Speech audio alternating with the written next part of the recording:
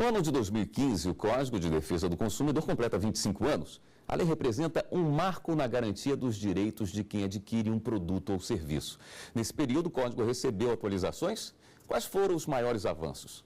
A partir dele, o Brasil mudou a sua posição de destaque em relação à proteção do consumidor? Quem nos ajuda a responder a essas e outras perguntas é Paulo Roque Cury, diretor do Instituto Brasileiro de Política e do Direito do Consumidor, Brasilcom. Também Marília Sampaio, juíza do Tribunal de Justiça do Distrito Federal e Territórios. Mas antes, vamos assistir a um material produzido pela equipe da TV Justiça. Dona Neuza sabe bem o que é ter problemas na hora de cancelar a assinatura de uma TV a cabo. Além de não ter o serviço suspenso, mesmo depois de fazer o pedido, ela ainda recebeu uma cobrança indevida. Eu sempre procuro o PROCON, não é a primeira vez, eu sou freguesa, eu já venho com a documentação toda, é para o direito, meu direito de consumidor, né, para que sejam respeitados. E eu sempre, eu gosto do atendimento do PROCON. O Código de Defesa do Consumidor é a garantia de direitos estabelecidos na Constituição e cada vez mais os consumidores exigem seus direitos. O Código, na verdade, ele veio estabelecer de maneira prática, expressa e objetiva essa relação entre o consumidor e o seu prestador de serviço, o empresariado, a fim de que essa relação se tornasse um pouco mais igualitária. Lidera um ranking de reclamações junto aos órgãos de defesa do consumidor de todo o país, as empresas de telefonia, as instituições financeiras e as companhias aéreas. Na hora de buscar os direitos estabelecidos no CDC, grande parte dos consumidores vem até o PROCON. Aqui eles podem tirar simples dúvidas sobre o que fazer em caso de má prestação de um serviço, ou até mesmo abrir um processo administrativo contra as empresas. A gerente de conciliação do PROCON do Distrito Federal afirma que a demanda está cada vez maior e que o Código de Defesa do Consumidor se tornou uma ferramenta importante que auxilia na busca pela solução desses conflitos. Hoje em dia a gente utiliza outras leis, outras resoluções do Banco Central ou de agências reguladoras, para complementar o CDC, mas ele sim, a gente utiliza o CDC em todos os casos que chegam até o PROCON. Muito bem, gostaria de agradecer imensamente a presença dos senhores aqui no fórum. Vamos começar com a doutora Marília? Mas claro. Primeiro as senhoras. Doutora, como nós vimos na reportagem, as pessoas têm procurado mais os seus direitos, os órgãos de proteção ao consumidor estão de portas abertas. O que falta para que o brasileiro tenha ainda mais acesso às informações, à defesa dos seus direitos? O que falta é realmente mais educação em relação aos próprios direitos dos consumidores. Porque a legislação, ela existe, ela é eficaz, ela é eficiente, os órgãos de proteção têm atuado de maneira bastante eficiente na defesa dos consumidores, mas alguns consumidores, o que se percebe, não têm noção dos seus próprios direitos em relação a afrontas que recebem e como... quais as medidas tomar, como agir em casos de desrespeito dos seus próprios direitos. Então, isso é uma coisa que precisa ser mais difundida para que o Código de Defesa do Consumidor tenha aplicação plena no dia a dia das pessoas. Doutor Paulo, ainda aproveitando a nossa reportagem, ano após ano, em todos os estados brasileiros, as teles e os bancos estão sempre ali liderando esse ranking negativo. É uma falha no Código de Defesa do Consumidor não conseguir reverter essa situação? Por que essa situação persiste? O que podemos dizer é o seguinte, a falha aí não é do Código.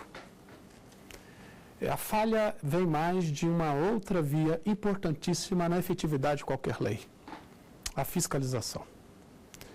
Então, veja, se você tem a lei, e é uma das leis mais elogiadas em todo o mundo, você sabia, todos sabemos aqui, que o Código de Defesa do Consumidor é referência em qualquer país do mundo quando se estuda o direito do consumidor.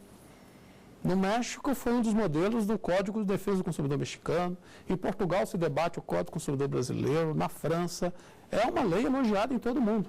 Mas veja, essa questão levantada das empresas que estão sempre no ranking. Vai se observar que esse ranking dos PROCON, junto com o SINDEC, no Sistema Nacional de Informações da Secretaria Nacional de Defesa do Consumidor, você vai observar que essas empresas, não raras, estão sempre ali. No ranking, mudando um pouquinho de posição, estão ali quase sempre com os mesmos problemas. Cobrança indevida, defeito do produto ou serviço, dificuldade de informação ao consumidor. Mas por que elas estão sempre ali? Por que essas empresas Com esses problemas, elas não saem do ranking. A doutora Marília sabe, o consumidor tem recorrido ao judiciário com muito mais frequência, quer dizer, as demandas têm aumentado. O Brasil tem um grau de judicialização das relações de consumo que, quando se fala lá fora, eles ficam impressionados. Os juizados especiais, criados praticamente só por conta de relações de consumo, eles já não estão dando conta. Agora, e veja, a consumidora na reportagem, eu sou uma freguesa do PROCON, estou sempre aqui. O ideal é que ela não fosse freguesa do PROCON. Por quê? Individualmente, o consumidor reclama. Tem um problema que a doutora Marília falou, de uma falta de informação, de maior contestação, isso ainda existe. Mas ele está reclamando. Ele está tentando buscar seus direitos. Agora, quantos não buscam? Quantos têm um problema? Que os problemas de consumo são de pequena monta. Um problema de R$1, R$2 na conta corrente, você não reclama sempre. Mas ali aquele banco tem 2, 3 milhões de correntistas. No mês isso representa quanto? No ano quanto? Então, se a fiscalização, o consumidor faz uma reclamação, uma ouvidoria, e ele não é atendido, não quer dizer que ele vai para a justiça, não quer dizer que ele foi para o PROCON.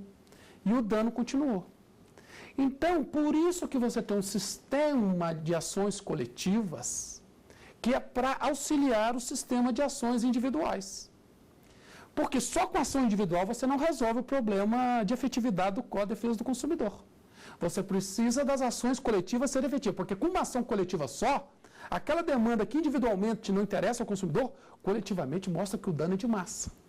E quando o juiz sentencia ali, decide aquela ação, ele decide valendo para todos os consumidores que estão ali representados, seja pelo Ministério Público, seja por uma associação de classe. Uma associação, melhor dizendo, que defende interesses dos consumidores. E ao lado disso, temos que ter o quê? A fiscalização efetiva do Estado.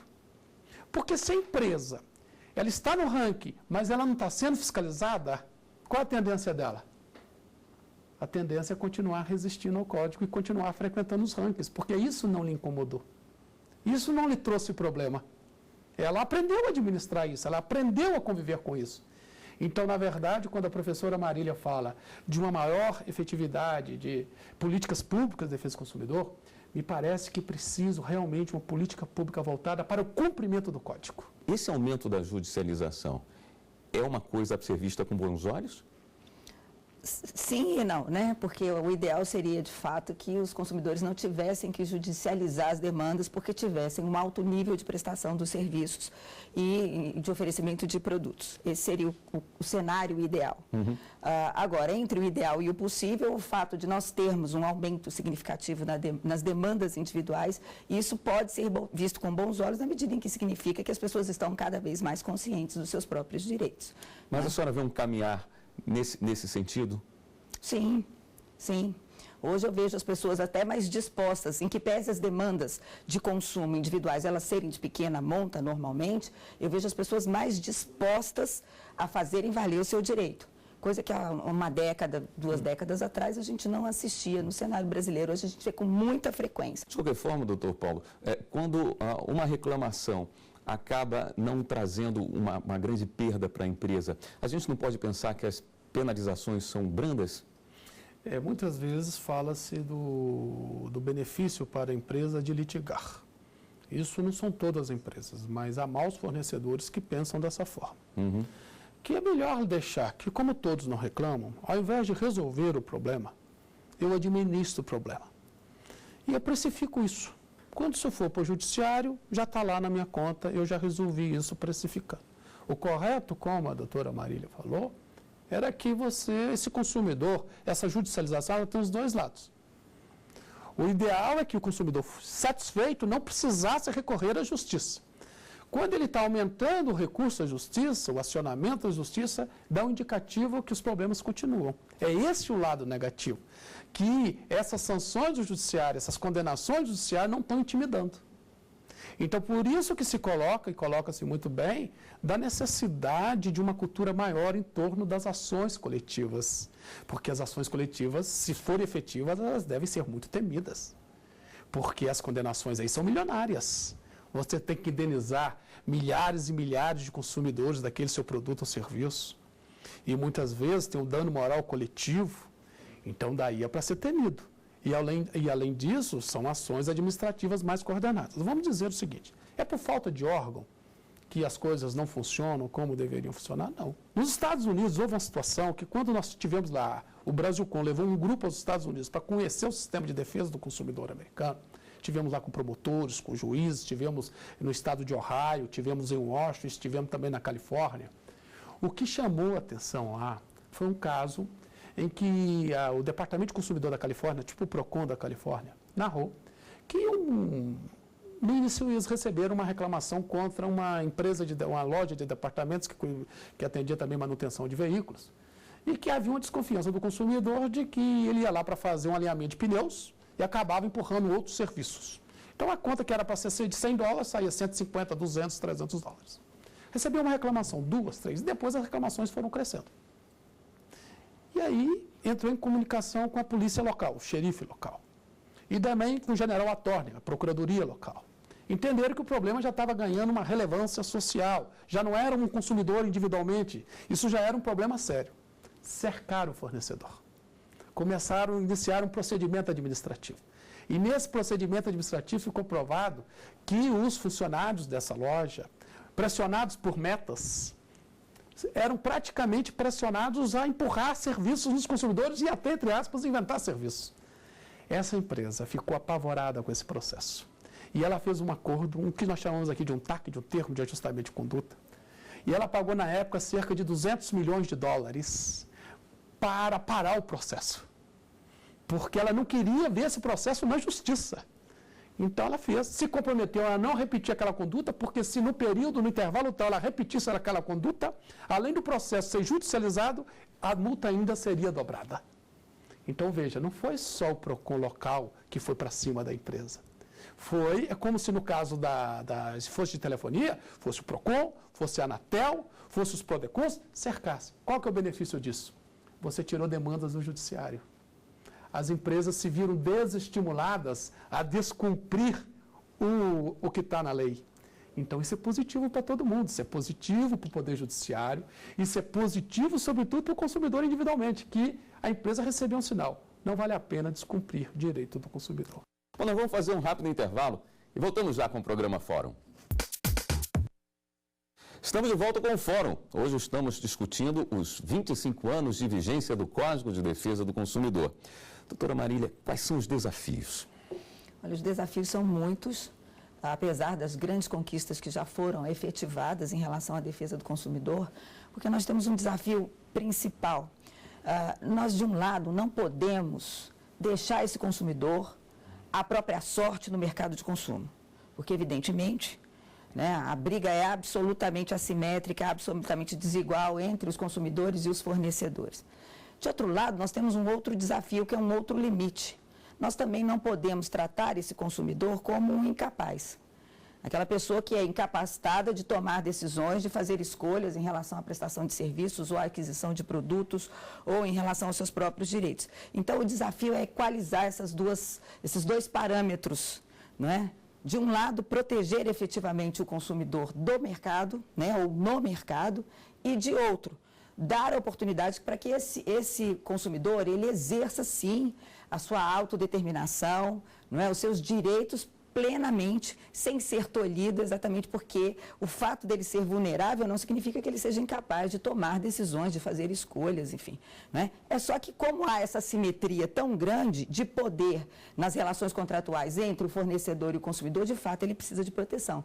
Mas a vontade dele não pode ser aniquilada. Portanto, essas medidas protetivas e preventivas, sobretudo em relação à questão da educação, do aumento de informação, elas precisam ser fomentadas com mais ênfase, de forma a empoderar mais esse consumidor. A gente também não pode dizer que o consumidor ele é completamente incapaz de tomar decisões, não é isso.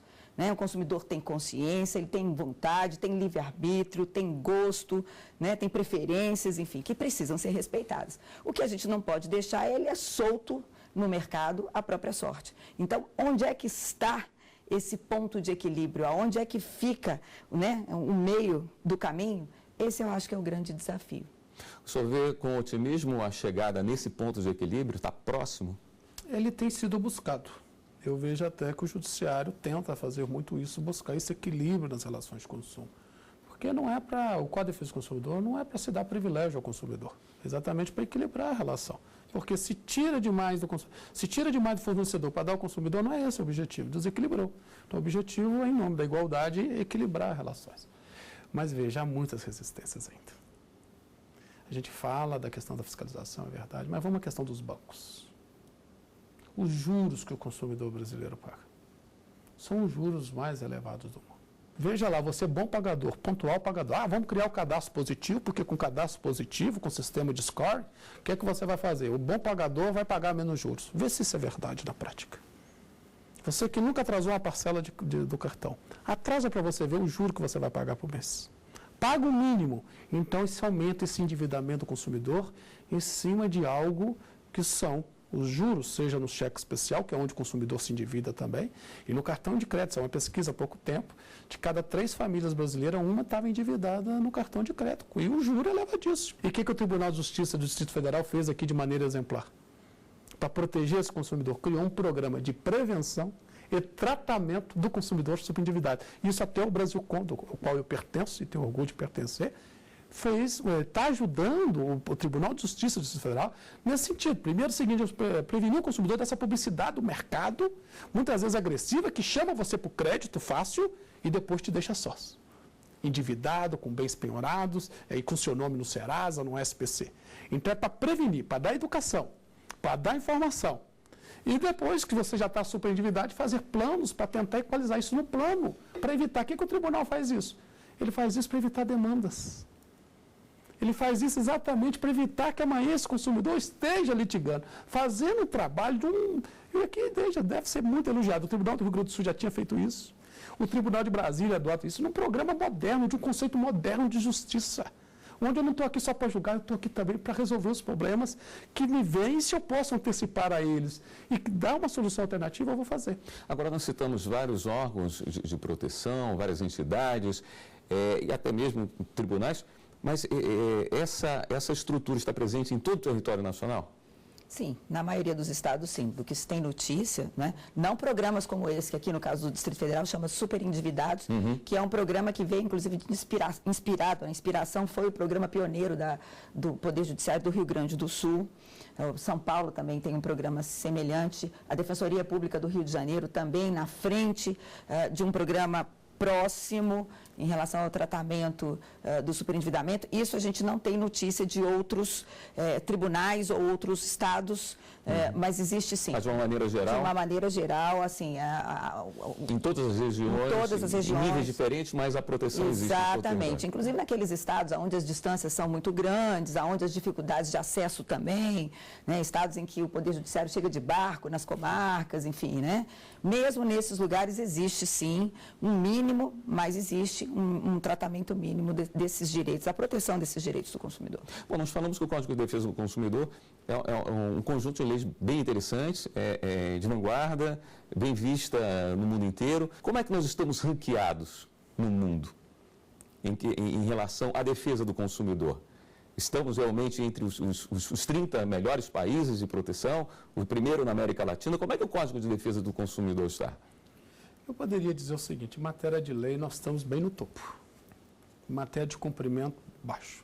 É um país, primeiro mundo em lei, no que nós temos sistema normativo. Precisa avançar mais ainda e o Brasilcom tem um papel importante nesse momento no Congresso Nacional com a atualização do Código, a questão do superendividado, a questão relativa ao comércio eletrônico, que você tem um crescimento enorme no comércio eletrônico e não tem praticamente regulação alguma do comércio eletrônico, a não ser um decreto recente do governo federal, e também na questão da efetividade maior das ações coletivas. Mas na questão do cumprimento é aquilo que eu disse no início do programa. É preciso que os órgãos públicos se interajam mais. É preciso haver mais comunicação. Tudo é Estado. Não adianta você chegar para o consumidor dizendo, isso aí é o PROCON que tem que resolver. Porque para o consumidor, PROCON é Estado, PRODECON é Estado, DECON é Estado. Ele não adianta partir o consumidor, ele é um só. E ele quer o Estado unido, protegendo. Essa, na verdade, fragmentação excessiva, ela tem impedido a comunicação, a interação. Não é para intimidar fornecedor, é para fazer cumprir a lei. É para fazer cumprir aquilo que o Estado entendeu como direito para dar àqueles que ele entende destinatários da proteção, no caso concreto dos consumidores. Porque quando você dá a lei e ela fica patinando com essa quantidade de reclamação, com esses mesmos problemas, a sensação que passa é qual? Que ela não está sendo cumprida. Isso é ruim para a credibilidade do próprio Estado. Agora, mesmo dentro da legislação, a senhora diria que existem alguns pontos no Código de Defesa do Consumidor que não deram certo? Eu acho que no cômputo geral é uma lei, de fato, bastante moderna. O que difere da nossa regulação no Brasil de outras regulações estrangeiras é o fato de que o nosso código ele existe para proteger o vulnerável, portanto, o consumidor. O Código do Consumo francês, por exemplo, ele não é um código de proteção do consumidor, é um código das relações de consumo. Então, você vê regramentos destinados à proteção do consumidor, mas também à proteção do fornecedor em determinadas circunstâncias. O Código brasileiro ele já tem um viés um pouco diferente. Ele existe para a proteção dessa figura vulnerável no mercado. Então, o caráter protetivo do Código é muito maior, é muito mais acirrado aqui no caso brasileiro. Eu tenho que isso gera uma certa resistência de cumprimento pelos fornecedores. De fato, existe, por parte dos fornecedores, uma certa desconfiança em relação ao código. Acho que está do outro lado do balcão. Exatamente. O Código de Defesa do Consumidor, ele existe para proteger o consumidor, que é sempre o coitadinho, e o fornecedor é sempre o vilão na história. E não é bem assim, né? Existem casos em que o consumidor também age mal, enfim. Então, eu acho que no cômputo geral, não existe nada no Código de Defesa do Consumidor que seja assim, que não tenha dado certo ou que deva ser abandonado. Existe sim sempre a possibilidade de melhorar mais e mais, não é? Isso é fato, não, é sempre possível, e inclusive adaptando a legislação à realidade social que muda a todo instante. Mas, no cômputo geral, a avaliação é sempre muito positiva, o código é, de fato, um instrumento muito eficiente, inclusive porque tem uma base principiológica que permite, inclusive ao magistrado, na hora de decidir as questões postas à sua apreciação, ele pode decidir com uma margem de flexibilidade maior. Né? Isso também é visto com uma certa desconfiança pelos fornecedores, porque como os conceitos são um pouco mais abertos, isso demanda do julgador uma responsabilidade maior na fundamentação da sua decisão. Quando ele decide o caso a partir de um princípio protetivo do Código de Defesa do Consumidor, ele precisa explicitar com mais rigor os caminhos pelos quais ele tomou aquela decisão e chegou àquela conclusão. Porque senão fica parecendo que essas cláusulas mais abertas, elas servem para qualquer tipo de situação, geram um decisionismo e uma instabilidade no sistema que não são muito bem-vindos, né? Quer dizer, geram essa desconfiança, sobretudo dos fornecedores, em relação à aplicação do código. Quando, na verdade, o que o código preconiza como princípio básico é a cooperação. A cooperação entre os agentes, né? A cooperação entre o fornecedor e o consumidor. Essa cooperação, ela é recíproca. Para quê? Para que todo mundo consiga realizar suas legítimas expectativas no contrato de consumo. Esse é o mote mais importante do CDC, o que precisa ser mais explicitado. E hoje, com essa certa desconfiança que existe por parte dos fornecedores, essa cooperação, ela não é assim muito espontânea. Existe uma desconfiança, então existe uma resistência por parte dos fornecedores de uma maneira geral, né? E como se a proteção fosse abusiva e como se fosse, como o professor Paulo disse, não é para espoliar ou para retalhar o fornecedor. Na verdade, não, é para criar uma consciência de cooperação. Todo mundo que está envolvido na relação de consumo tem legítimas expectativas e resultados a serem atingidos. Então, todos os envolvidos devem trabalhar coordenadamente para que todo mundo saia satisfeito. Esse, eu acho que é o grande legado do Código de Defesa do Consumidor. Muito bem, eu gostaria de agradecer imensamente a presença dos senhores aqui no programa Fórum. Nosso programa está chegando ao fim. Hoje eu conversei com o Paulo Roque Cury, diretor do Instituto Brasileiro de Política e Direito do Consumidor, Brasilcom. Também com Marília Sampaio, juíza do Tribunal de Justiça do Distrito Federal e Territórios. Nós discutimos os avanços nos 25 anos de vigência do Código de Defesa do Consumidor. Se você quiser rever esse programa, é só acessar o site da TV Justiça, tvjustiça.jus.br. E você também pode ajudar a nossa equipe a fazer o fórum. É só enviar um e-mail para forum@stf.jus.br. A gente tem um novo encontro na próxima semana. Até lá!